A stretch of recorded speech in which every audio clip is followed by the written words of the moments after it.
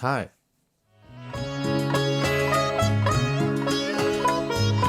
This is the third and final video on dynamic range. In the previous two, we looked at more theoretical stuff on what limits dynamic range, and this one will focus more on the notion of usable and practical dynamic range. So before we start with the actual subject of this video, I have to clarify, just so that we're on the same page, that with all my examples, I'm still dealing with linear, raw, unaltered data, and not the encoded image that you have in the final file. If the encoding of the image is done well, technically it doesn't reduce dynamic range, but this will be for another video. So that's how most people see dynamic range. There's a range in which the camera is recording, and outside that range, nothing is recorded. By recorded, I mean a change in light intensity causes a change in image data, so a change in digital value. But this is closer to reality as far as digital cameras go, which in this drawing, the quantity of red basically represents the amount of information you have. The previous two videos were about fundamental limits to our dynamic range. So that idea about usable dynamic range depends on what you as a cinematographer expect out of the shadow side image quality wise.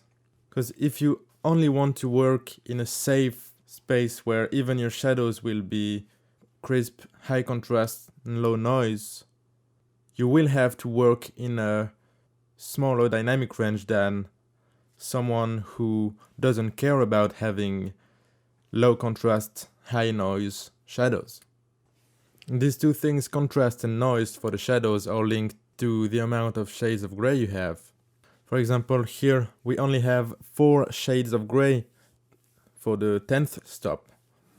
And 4 shades of gray is not enough to reproduce a stop of light, because as you get fewer and fewer shades of gray, the contrast of your shadows will decrease because you won't have enough shades of gray to reproduce proper contrast, and at the same time the noise will get more and more noticeable. I will try to cover these issues in further videos about log encoding and display dynamic range. So let's give an example to each of those two ways of thinking about dynamic range. So let's say you're the first category, where you want to work in a dynamic range that only records high details, high contrast and low noise information. Then of course you'll have to test it yourself with the camera of your choice, but you can start by deciding of a boundary as far as number of shades of gray. For example, you can say, because I want my image to be crisp, I want everything in my scene to have at least 32 values per stop. If you decide that 32 values per stop is your minimum and your boundary for the shadow side, it means that in theory your dynamic range will be the bit depth of your sensor minus 5. So if you're working with a camera that has a sensor bit depth of 16 bit, it means that the dynamic range that suits you image quality wise will be maximum 11 stops. If the bit depth of your sensor is 12 bit, it means you'll work within only 7 stops. Now with the second method, let's say you don't care about having low contrast, low detail and high noise in your shadows, then all this theory can't really help you. So you'll test your camera and you'll see, depending on how the camera deals with noise, how far or how close you are to the limitations of dynamic range that we've seen in the first two videos. This second method for thinking about dynamic range, which is, mind you, a lot more forgiving than the first one, is the one that is used and advertised by manufacturers. So let's take, for example, the Arri Alexa. The Arri Alexa on the website is advertised as having 14.5 stops. In the first two videos, we've seen that the analog dynamic range was about 16 stops, and so was the ADC dynamic range, which means that the dynamic range that is advertised ends just 1.5 stops sooner than the limitations that we had in the first two videos that were ignoring noise.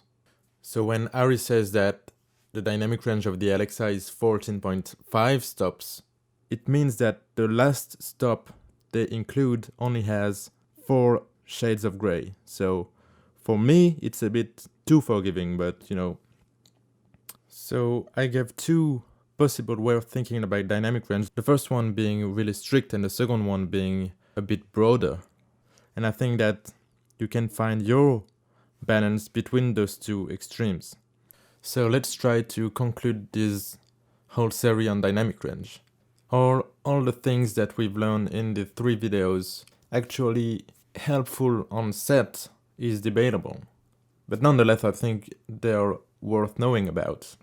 So if there's one thing to get out of this series on dynamic range is that each stop of light that you record isn't created equal. And as you get further and further away from white clipping, each stop has, at least before encoding, half the amount of information than the previous one. With each stop of underexposure for any subject, you divide your total amount of information by 2. And there's no sweet spot in the middle of the dynamic range. A camera doesn't know what a middle gray is. A camera doesn't know what midtones means. And so knowing that, maybe the ideal way to expose an image is to expose it the closest to the white clipping as possible. But that will be the subject of another video on exposure with digital cameras. Alright, so that concludes our 3-part series on dynamic range. I hope you enjoyed it. Hope you learned some stuff. In the next video we'll talk about sensitivity.